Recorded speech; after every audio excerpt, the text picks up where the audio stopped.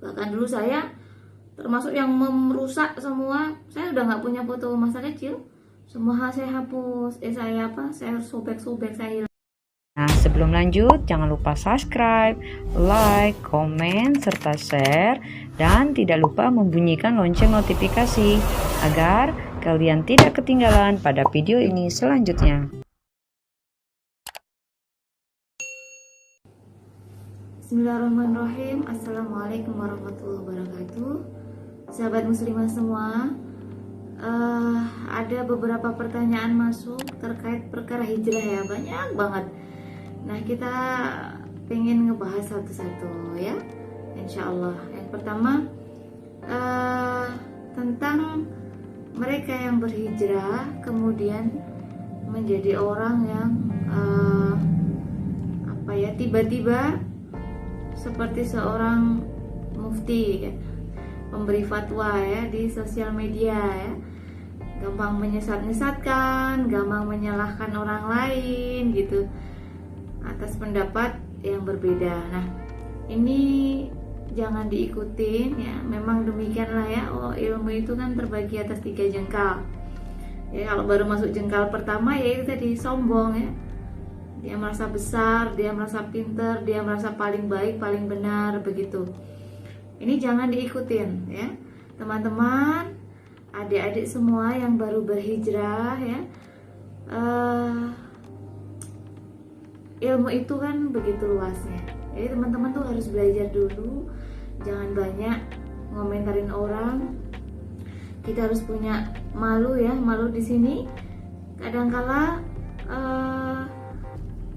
kita itu banyak yang bermudah-mudahan komentarin orang yang lebih berilmu daripada kita, nyalah-nyalahin orang yang ilmunya lebih banyak ya, amalannya lebih banyak daripada kita ya, memiliki keutamaan yang banyak dibandingkan kita, tapi kita berani ngomentarin ya, berani menyesatkan. Coba kita lihat di postingan ya para dokter ya, itu coba banyak banget yang menggurui dokternya ya. Dokter dari Madinah aja banyak juga yang seperti itu kan, subhanallah. Jadi kita ini terutama para muslimah ya, kalau baru berhijrah ya tahan tangannya, tahan lisannya untuk berkomentar ya. Itu adabnya dijaga ya. Baru belajar sudah, oh yang benar ini itu salah begitu. Nah, itu sesuatu hal yang kurang tepat dan harus kita hindari. Ya, begitu. Itu yang nasihat saya yang pertama ya. Kemudian yang kedua, kalau masih baru ngaji juga ya, itu misalnya teman-teman mau berpakaian berkudung besar, bercadar ya, pakai pakaian hitam-hitam ya, itu boleh, bagus. Hanya saja segala sesuatu tuh didasari dengan ilmu, jangan ikut-ikutan ya. Al ilmu qabla al qaul wal amal, ilmu dulu sebelum bicara, sebelum berbuat. Nah, ini banyak yang teman-teman masih karena ikut-ikutan tren saja ya. Akhirnya ketika jenuh lepas, kalau hanya lepas cadar ya nggak apa-apa, kalau lepas kerudungnya ini banyak saya dapatin.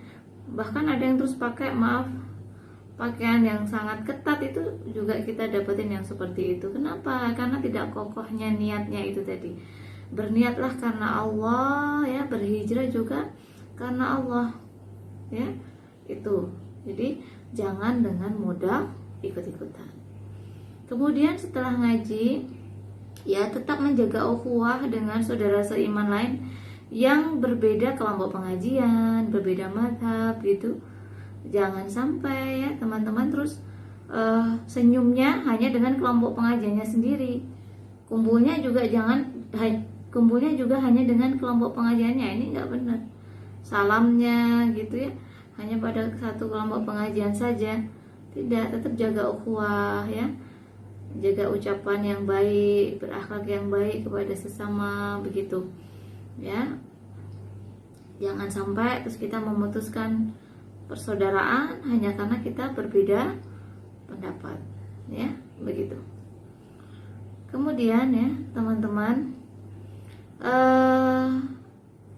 yang saya lihat ya di sosmed ini sekarang ini, mungkin berbeda dengan zaman saya dulu ya. Sekarang kan belajarnya hanya lewat WhatsApp ya, lewat sosial media ya. Jarang yang belajar kitab ke pondok, kepada mulazamah, kepada guru, kepada ustadz secara langsung ya. Jadi ini akhirnya banyak pemahaman yang rancu. Jadi kadangkala karena namanya hanya baca di sosmed ya kan, tidak mempelajari ilmu secara taksili ya, dari bahasa gampangnya gini, runtut ya, dari SD, SMP, SMA begitu naik terus gitu. Jadi seharusnya ya kita para muslimah ya, kita berhijrah ya, itu tuh ya dalam mempelajari ilmu juga harus berproses ya. Kalau nggak berproses nanti kita itu jadi kadangkala saya dapati menjadi orang yang gulu ya. Contoh hal kecil aja, ketika memahami perkara ain ya, karena hanya baca sekilas di sosmed ya, dengar sekilas potongan kajian, nggak paham, dikit-dikit kalau ada anak sakit langsung ain ya, langsung nuding, oh tadi pasti ada yang menyebabkan ain, semua orang dituding. Nah, ini hal-hal yang sebenarnya ya karena tidak belajar tentang ain itu bagaimana ya, jadi langsung hanya main di sosmed itu kan kadangkala ada orang-orang yang tidak memiliki ilmu bikin meme ya kan, bikin meme gitu terus di upload, nah kemudian disebarluaskan. Nah ini seringkali bikin beberapa ummahat, beberapa akhwat salah memahami dan kemudian jadi gampang bersikap menuduh yang tidak-tidak kepada orang lain. Itu salah satunya tuh perkara ain misalnya ya, atau juga perkara misalnya foto ya, mungkin yang baru ngaji tidak mengerti ya bahwasanya zaman di tahun 2000 awal begitu dulu seorang yang menggunakan foto video itu serba nggak boleh, bahwasanya diharamkan mutlak dulu, kecuali hanya untuk uang kertas gitu ya, untuk hal tertentu seperti KTP.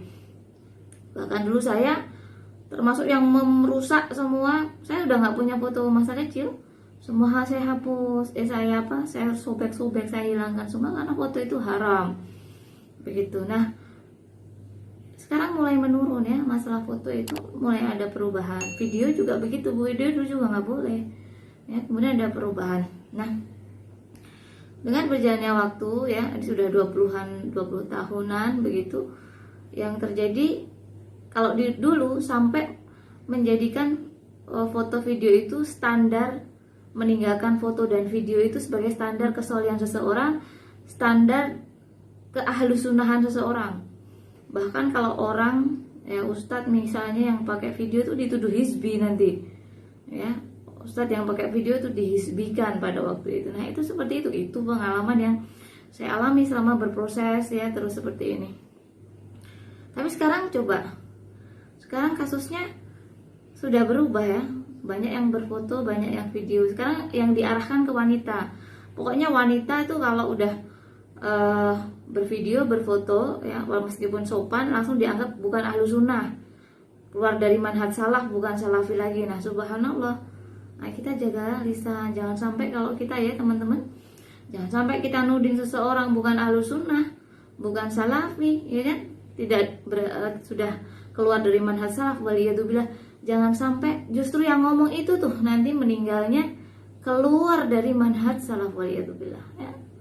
Jadi intinya ketika berhijrah, ya perbaiki adabnya juga, ditambah ilmunya, akhlaknya juga ya, luruskan akidah, dan jangan sampai bermudah-mudahan menyalah-nyalahkan, menyesatkan orang lain, mengharamkan apa yang tidak haram, ya, begitu. Itu jangan sampai ya. Itu aja sih mungkin kurang lebih yang paling banyak. Terus belajar ya teman-teman, dalam menyikapi fatwa para ulama yang masih ada perselisihan di dalamnya tuh jangan kaku, jangan berkeras-keras. Itu saja pesan dari saya. Saya pun pernah mengalami menjadi orang yang seperti itu. Saya harap teman-teman ya, ini udah zaman kita harus lebih semakin pinter lagi ya, banyak belajar, tambah pinter supaya tidak gampang nyalah-nyalahin orang lain. Mungkin itu saja hari ini. Insya Allah beberapa pertanyaan lain akan kita jawab, akan saya jawab insya Allah. Barakallahu fikum. Assalamualaikum warahmatullahi wabarakatuh.